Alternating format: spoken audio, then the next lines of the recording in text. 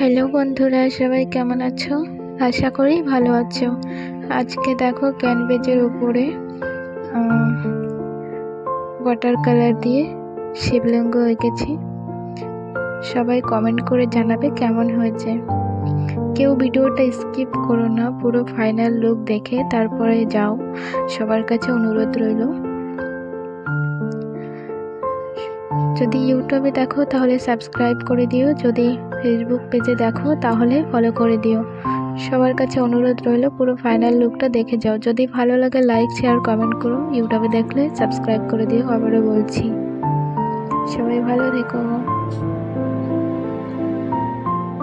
থেকো, সাথে থেকো।